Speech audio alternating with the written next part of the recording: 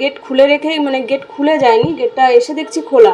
তাই আমি মেয়েকে বলছি যে তাহলে মাম দেখ গেট খোলা, আমার ব্যাগ তো এখানে আছে, আমি ঘরের যেমন জিনিস তেমনই ছিল, কোনো অসুবিধা হয়নি। ওই জন্য আমি অতটা বুঝতে পারিনি। অনেকটা সময় যাওয়ার পরে আলমারির সামনে গিয়ে দেখি যে কিছু চাল পড়ে আছে মোটা। তখন ভেবেছি এখানে চাল কোথা থেকে আসবে।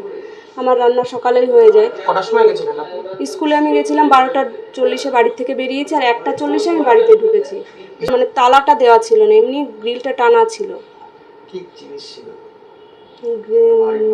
শাখা জোড়া ছিল, একটা সোনার পলা বাঁধানো ছিল, তারপরে একটা রূপোর পলা বাঁধানো, দুটো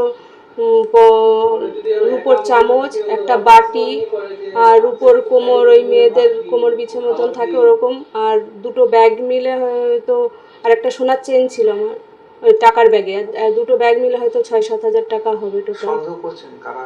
সন্দেহ করছে, চালটা দেখে প্রথমে সন্দেহ হচ্ছে যে ওই হয়তো বাঞ্জারা টাইপের বা যারা ভিক্ষা নিতে আসে এই টাইপেরই কেউ হবে হয়তো। তাদের কি আপনি দেখেছিলেন?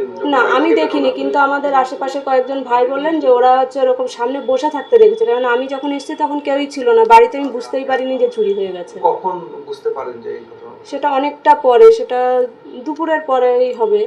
এরকম সময় বিকালের দিকে আমি বুঝতে পারি যে এরকম লকার খুলি, তারপরে দেখি যে লকারে কিছু নেই। চুরিটা হয় আনুমানিক কটা নাগাদ? ওই তো 12:40 থেকে 1:40-এর মধ্যে, কারণ ওই টাইম